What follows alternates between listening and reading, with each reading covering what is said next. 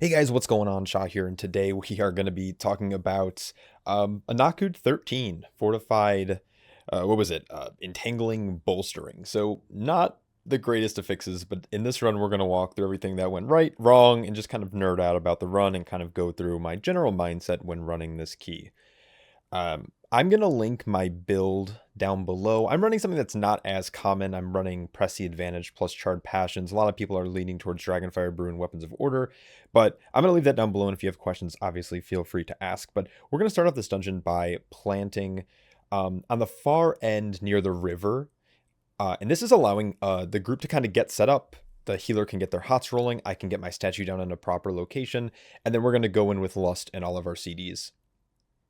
The big thing that we're watching out for here is going to just be the rally the clan, I believe the cast is called, which gives the enemies a massive buff.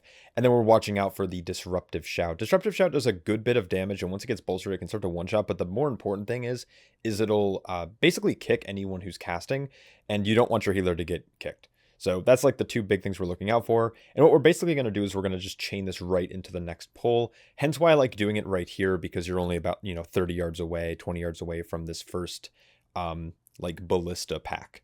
I'm going to knock in the Horn Sounder to try to get everything stacked up. Now, the big thing in this pack here is the Lance Masters, holy cow.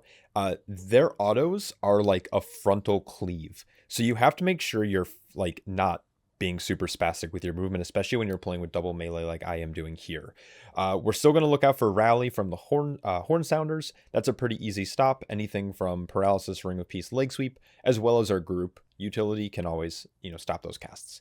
Disruptive Shout also needs to be kicked. I'm going to typically set focus to it whenever I pull it.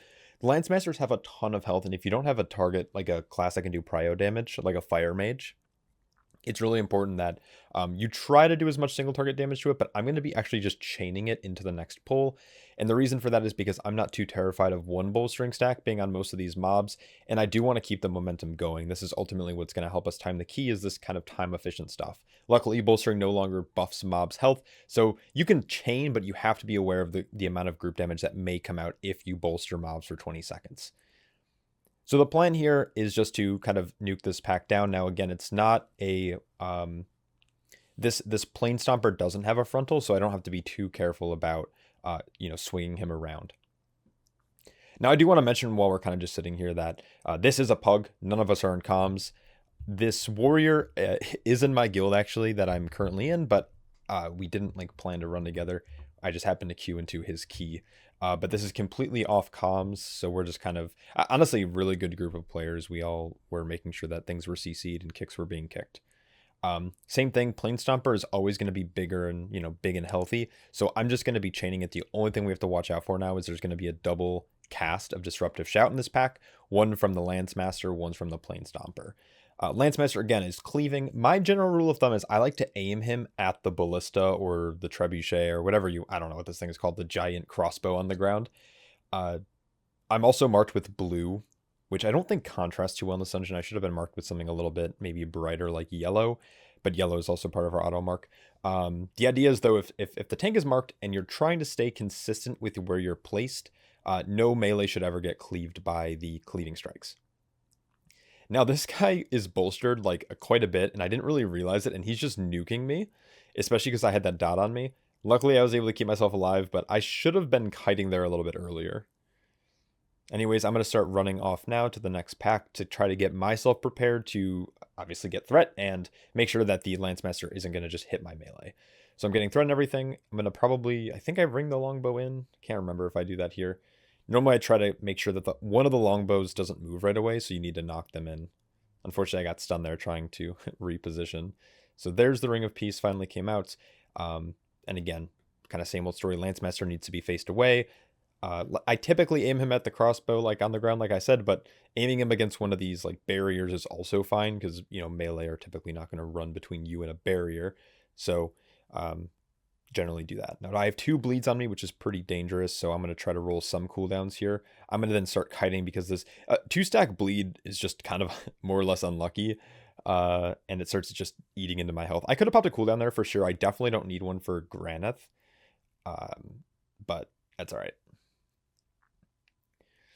And that's pretty much it for this first area. This first area is pretty good for Brewmaster. Generally speaking, a lot of the damage is physical outside of that bleed. You can see I'm doing like 300k HPS, but it doesn't take a lot of effort for me to do that. Just casting Slush Shibber frequently, as well as passive Leech, as well as our tier set, is doing just an outstanding amount of healing.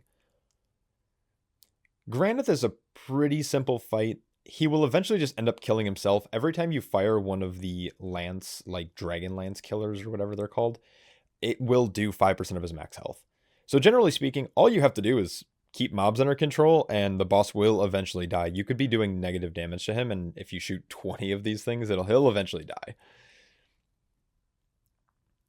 I normally like to keep him in the center of the room as long as you have a range, especially if you have a range healer who's able to run and quickly fire the lances. If you don't have a range, you can try to move Granth around a little bit, but when you keep him in the center, it's pretty easy. The mobs get to him quick, you stun him underneath, and you just cleave them down. It's not too difficult of a task. Things like Leg Sweep are really powerful here. Ring of Peace can stop them from moving for up to 8 seconds. The only thing that's weird is that they're a little buggy with where the mob is positioned. So if you try to ring like right on top of him, sometimes it'll actually knock the mob forward because it like snaps in a weird way. So what I recommend doing is if you're going to drop a ring to prevent him from moving, drop it like 10 yards in front of the mob so you know he won't like just start booking it. There we got a little early stun. He wasn't underneath the boss, which means we might miss out on a little bit of damage, but it's not a big deal. See where I dropped the ring here, though? This makes sure that it'll always get knocked back. But again, like really powerful, keeping him there for, upwards of 6 seconds. And then at this point, I believe what we're going to do is CC. So when I plan on CCing the mob, I try to pull Granth away towards like the edge of the arena almost. And that allows me to just grab this quick CC. So I'm going to put a paralysis. I had to get a little bit closer because, again, like I said, the range is really strange and the mobs are like lagging behind where they actually are. So, or maybe they're in front. I can't remember but basically the paralysis doesn't go off until it's really close. You have to be a little careful. Frozen Trap or Roots is always better, but I'm able to get it there quite easily. And the reason we CC, you typically try to CC like sub 30% because the next 2 lances will do at least 10% of his health, and then the rest can just be done by your group. We had some absolute blasters in this key. Single target there, it looks like everyone was around like 230, 240k. Our Resto Druid was doing 100k, I was doing 120k. Can definitely do more in single target with this build, but because I'm kind of moving back and forth a bunch, I was actually out of range a good bit, missing out on like auto attacks as well as just globals. So I see that we have wings, and I am unfortunately not tracking arms. I gotta set up my Omni CD again, but I'm not tracking arms or Hunter CDs, but their damage is regularly consistent. So I'm just going to go Waterfall. Waterfall's probably the scariest pull. There's the most amount of mobs. The Arc Blades cleave the closest target. So melee kind of want to spread out around the tank. You have the Tempest from the Storm Speaker that needs to be kicked. It takes 1 melee kick to do it. I like to do it as the tank, so the DPS can worry about kicking and focusing down Zari or the any of the basically elite lieutenant mobs in these packs. Tempest is the most important thing to kick because if it goes off, your group's just going to die, especially if it starts getting bolstered. It looks like the Tempest actually, or the Stormcaller died first, but now these Arc Blades are going to start doing some big cleave damage if we're not careful. Warrior's actually getting a ton of Spout Reflect value out of this dungeon, being able to Spout Reflect almost on cooldown and just get big reflex. Alright, so this is where, on bolstering week, I would be careful. So this Storm Shield, these 2 Storm Shields, this isn't efficient. I fully recognize this is not an efficient pull. But trying to get them over to the patrol or trying to chain them into a different pack on bolstering week, let alone fortified, not a great idea. So what I opt to do is just 2 target cleave. The Gust will eventually come in, which is good here. This will help the Hunter, have just better AoE. But just the Storm Shield cast, they do so much damage to the tank. They put up these really nasty shields as well that do damage when you hit them. And then if you try to chain them into the patrol or another pack, like you're just asking for trouble. With this group's damage, I knew that if we pulled consistently and didn't have group wipes, we were going to time the key. So that's what we end up doing here. The Gusts are still alive. We don't have an MD or any... I don't think we have a Blood Elf in this group either. If you have a Blood Elf, all you have to do is hit your Arcane Torrent, and it sucks up all the shields and they die immediately. for any Blood Elf players out there. I used to be a Blood Elf player and then I swapped to Night Elf when I went Alliance. Again, Tempest is going to be my priority here. This pull is going to be a little bit easier than Waterfall because there's 3 mobs instead of 4. One is a Storm Shield, which does a little bit more damage to the tank than anything, and there's no Arc Blades, so that means there's no cleave happening. Now, I've seen a lot of people say you should kill the totem first. I totally disagree. These orbs that spawn from the totem give your group a damage buff, just like if you were on the boss. So when you walk into one of the orbs, you get a 5% damage gain. You can see here our Paladin has 4 stacks and our Warrior has 2. So the Paladin's doing 20% more damage and the Warrior's doing 10. So it's really good to keep the totems up if you can. So I try to pull the mobs a little bit off the totem, generally speaking, outside of the Waterfall pull, because that's just dangerous up there. And then this pack here is a little annoying if you hold them in the water. So I'm going to pull the Thunderbeast out because underneath the water, because of like the blue of the ground, the like aqua color, it's sometimes hard to see his stomp cast. And I've seen it get people killed a plethora of times. So pulling him off onto dry land is typically the best just because of visual, like the visual effect. The only thing really important on this pull that you have to do is make sure you're kicking Thunderstrike, and the Chain Lightning targeted player needs to be like, I think it's 5 yards away or 8 yards away. So our Hunter's just going to run out, and he's going to just chill with it. It'll jump to different players if people are close enough. So if you're stacked and the Chain Lightning goes off, your group will pretty much die. Obviously, it's not a big deal like when they're not bolstered, but if he was bolstered and got the Chain Lightning off and we were stacked, we'd probably group wipe. All right, so we are running over to this next pack. I am setting focus to the Storm Speaker because I'm going to be kicking Tempest. And this is another fairly scary pull because there's 1 Arc Blade, which will do cleave. The Warrior ended up ripping Threat from me, and he died. I don't know how because he wasn't doing a whole lot of damage. I'm not sure maybe if that was his Colossal Smash target or something like that, but he just ripped right away. It's kind of the downside of playing Charred Passions is you don't have as much burst damage with Dragonfire Brew, or Breath of Fire, I should say. So our Paladin also went down, I think, to a bolt. So he decided to release. We battle res the Warrior, but the Paladin released to fly back. It's not going to be the end of the world. It just means the pack's going to live a little bit longer. Luckily for us, we're geared and we have a fairly tanky comp outside of the Hunter. But the Resto Druid can just babysit the Hunter if needed. Storm Speaker finally goes down. And then next is obviously we want to try to make sure we're kicking Storm Bolts and finishing off the mini boss. So our Hunter just got 80 to 0'd in 1 Stormbolt because I didn't kick. I think I had kick available there. I thought it was going to die beforehand. So we'll get a quick res. Our Druid isn't opting to drink, I don't think.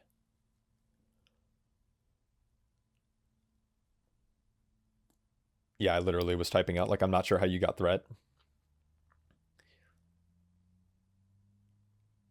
Casually just typing, not trying to time the key or anything. And then we're going to finish off with this last pack. This last pack is probably the easiest out of the bunch. The reason why is double Arc Blade is a little scary for melee, but it's only 1 cast you have to keep track of, and there's no Tempest cast or anything like that. There's no Squall that's spawning. There's no big tank damage from the Storm Shield guys. So this pack is the easiest. So what's nice about this is you can generally speaking, you can hold CDs on this pack and save it for boss. Now, Lust did come up about a minute or so ago, or 2 minutes ago.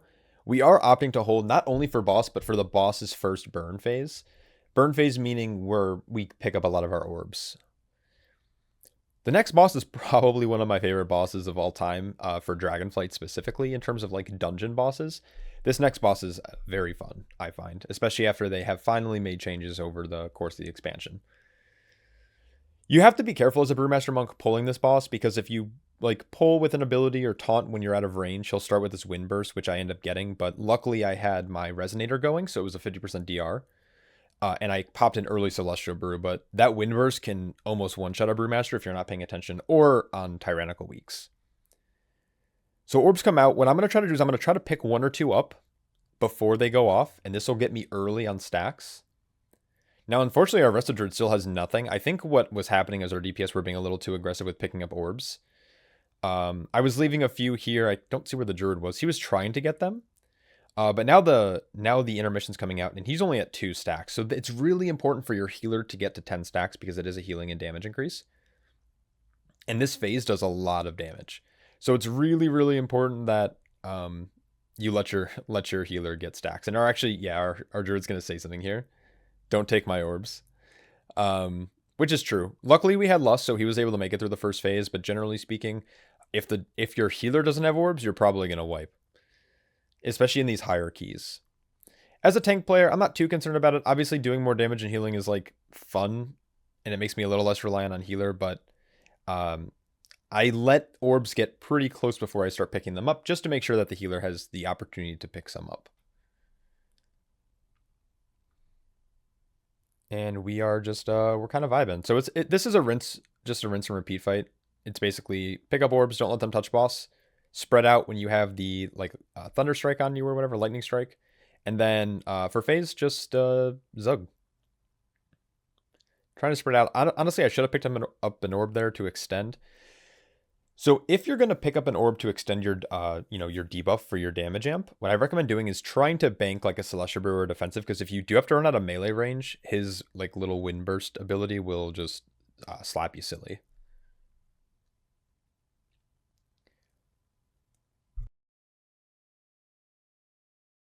I love playing with paladins. Like, I have Tiger's Lust to get off entangling, but playing with this paladin, he was pretty much able to give me a freedom almost every single time, so I could have been Tiger's Lusting, other people.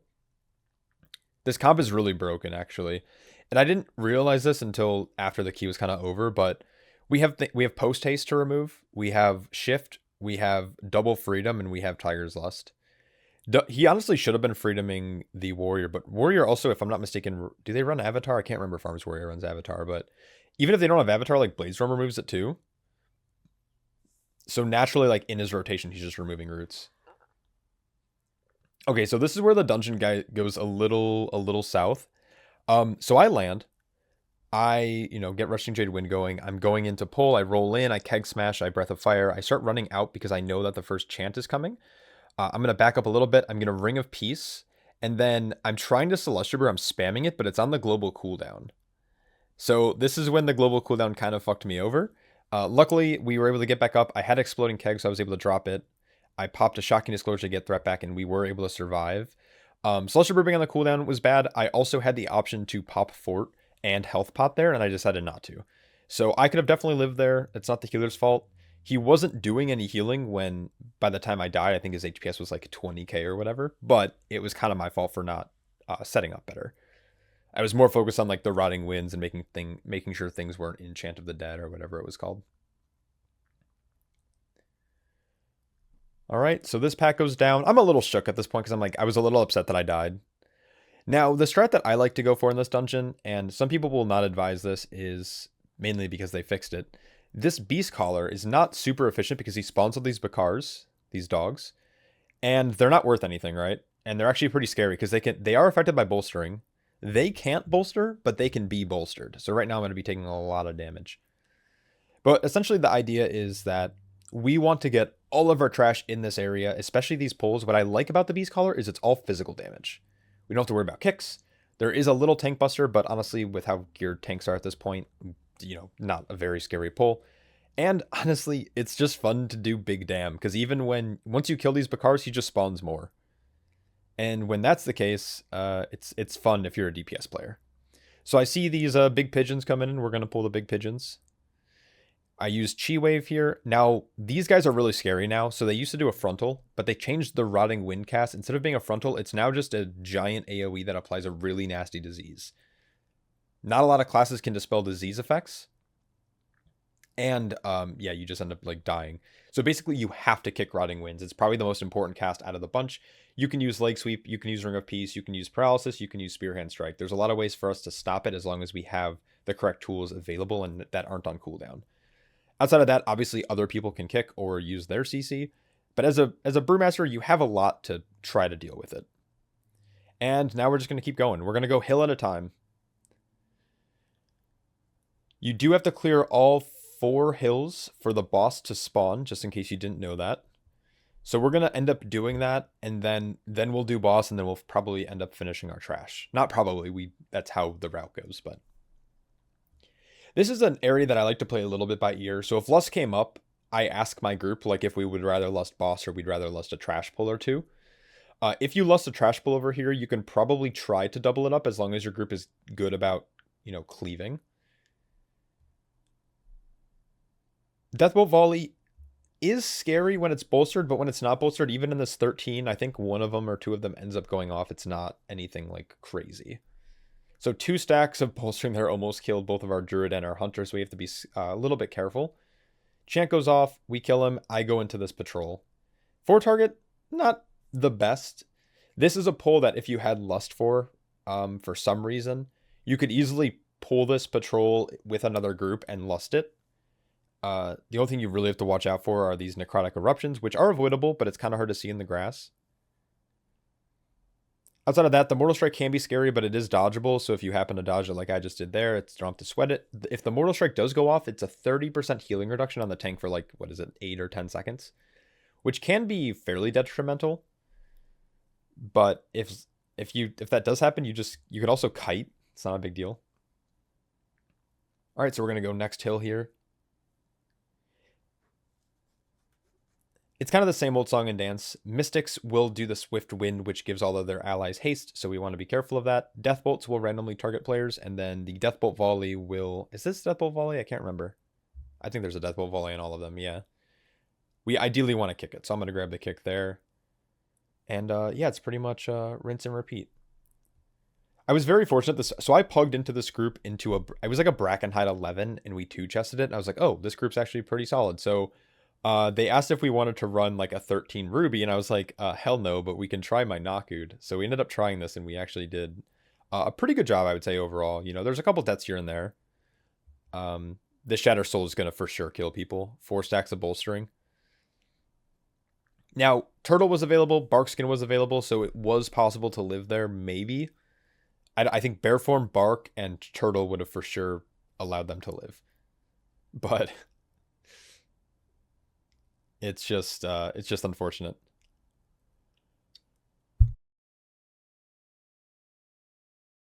And that's exactly why prio damage classes like Fire Mage are super good, because that mob would have died well before the other ones. So I like to clear all 4 hills and then clear stuff afterwards, because that gives us time to start role play and to continue clearing trash while that's happening. Chant of the Dead almost comes out right away every time, so what I like to do is start kiting the way that I plan on pulling the mobs. Chant comes out, and then I can Ring of Peace everything in the same direction, and they're all nice and stacked. So this Mortal Strike did hit me, so I'm in a little bit of danger here if I didn't have this massive absorb, but we're chilling. We do need to be careful of the patrol. You can see it on my left. That patrol can be scary if you're not kiting the right direction, hence why I like to go up to the mountainside here, because then there's no way a frontal might accidentally hit them. No one might accidentally tag target.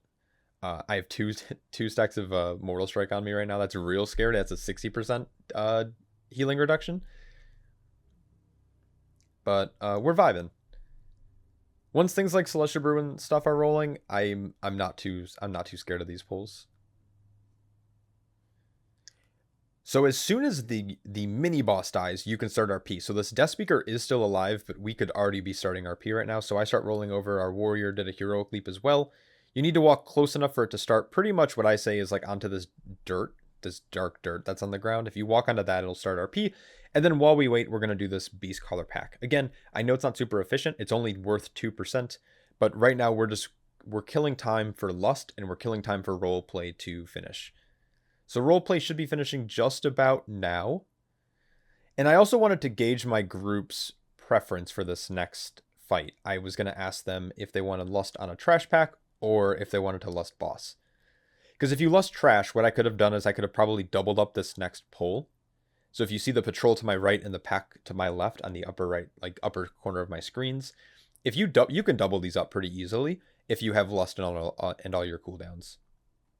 If you don't, I'd be a little careful. But I think the hunter ends up saying that he'd rather use it on boss, so we then go to boss. And our percent, we're sitting at a nice 85%. After this, we'll do 2 more packs. Each pack is worth about 5-ish%, and then we'll be set to go to the last boss area.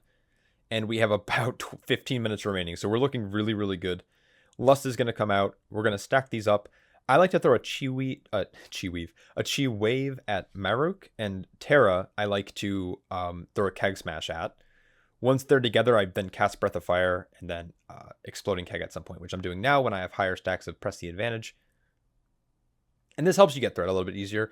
So the strat for this fight too is you want to stack up all of these arrows, and it only hits everyone once, and it makes the arrows nice and clean. And then Tera ends up leaping out of the circle to the edge, which makes it really, really easy to dodge the tornadoes when they're going back to their like return position. So you can see here, I just step in between them, and we're looking really good. And then unfortunately, she's going to leap back to the tornadoes, which is fine. It's not a big deal. Stack them back up. Repel comes out. You can kick right when it goes off. If you do that, it makes the fight way easier. And then you just want to dodge these lines. Ideally, you stack as a group to bait them all in the same direction, but it's not a big deal if they're spread out a little bit. We're still getting effective cleave here. And then what I like to do is I always roll to where Tera is leaping. If you're running Hasty Provocation, it also makes it really nice because you can get Maruk stacked up really quickly, but you're not going to lose out on too much damage. Brutalize is a scary tank buster on Tyrannical weeks, but on Fort weeks, we're looking healthy. And every time she leaps, I like to roll. When he's not casting the fear, you kind of want to go earlier so people can have a little bit more uptime on cleave. Because it is 2 bosses, but they share a health pool, which is really convenient. Now, unfortunately, this is where it gets scary. Nothing bad happens here, but this area sucks. Because when she leaps away like this, there's a very high chance, not high chance, but if she takes like one little step to the outside or down that hill, boss resets, which always makes me really nervous. I've had that happen, back in season 1, I've had this boss reset. She'll do like a little dance, or she'll leap far to the edge. I get knocked down the hill like you just saw that happen there. And then the boss follows me. Luckily, the boss didn't follow me, but if it did, it could have reset, which would have wasted our lust, and it could have wasted just a lot of time, right? And I think I end up typing that out here. I thought it was going to reset. So we're going to end up doing, I like to do the patrol first. If we're not doubling, I like to do the patrol first, because if you do the stationary pack and then the patrol comes into you, it could make it really scary, especially on bolstering weeks, because then you're bolstering like a pack all the way up to 5 right when it's dying, and it's not good. In this pack, the scariest thing, actually, what I find is this Necrotic Eruption. It's uninterruptible, but can be CC'd to stop the cast. It's only because it's really hard to see the edge of the swirls, and I've seen DPS get clipped by it a ton, and it's pretty much a one-shot even without bolstering if you stand in it. And then Chant of the Dead, you really want to try to get mobs out of. I run back into kick. It's like an 8-second cast, so you have a ton of time to do it. But if they are in Chant of the Dead, I forgot what happens. They don't get healed or anything, but they get like a massive damage boost or haste boost or something. So you want to be careful. Ring of Peace is really broken for it. If you're playing a Demon Hunter, for example, you could just like Sigil of Chains and stuff, but or Sigil of Silence to just get mobs to walk out. And then this pack's a little bit easier. There is a Chant, but it's double Swift Wind instead of like Death Bolt spamming. So I just Ring of Peace off of the Chant, stack things up nice and neat, and just zug. So like I said, this pack is worth 5% exactly, so it's going to put us at 95.7. The last 2 mini bosses at the end of the dungeon are worth around 5% as well, so this is a roughly like 101% route. I like this route a lot because you get a lot of your trash in one area, and you can be pretty efficient with movement here. It's the easiest. I would say the pulls are biggest here, and it's less impactful on the group. Like, there's less group damage in these pulls than other packs in other areas. So this is just an efficient way to get trash quickly.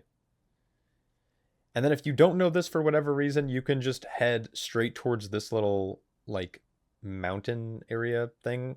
I don't know what I'm trying to say here. But you can zoom right in here and you don't get knocked down, and you can just then walk in through the back way. Just make sure you don't have like Rushing Jade Wind Up or stuff, because you can pull these villagers. They don't have a lot of health, but they have a good bit of health.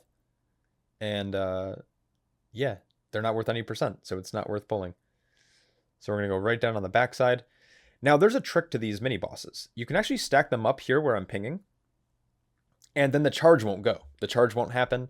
So your DPS can actually just like chill. So you want to bait the first charge near this direction, which luckily we were able to do. Oftentimes in Pugs, people bait behind. And then if the tank stands in between this barrier, pillar, and wall and banner, like this little area here, whenever the boss tries to rush or charge, he's going to get stuck because there's no path available. So there he baited into the wall, and he's just going to throw a spear right afterwards. He'll either run into the barrier, he'll run into the wall, or he'll run into this like pillar. So it's a little annoying for melee DPS, like I will admit. But it's much better to have them stacked and have like a little bit like an annoyance factor than it is to have him charging left and right all over the arena. You have to be a little careful of the frontal. It's pretty easy to dodge though, as long as you're paying attention to it. I set Batak as focus because he's the one who does the blood-curdling shout. So I'm able to quickly kick him, charge goes into the wall, and we're chilling. So even cleaving here. So we're going into this fight with about 9 minutes, which actually gives us enough time to wipe if we needed to. We don't. We one-shot this boss.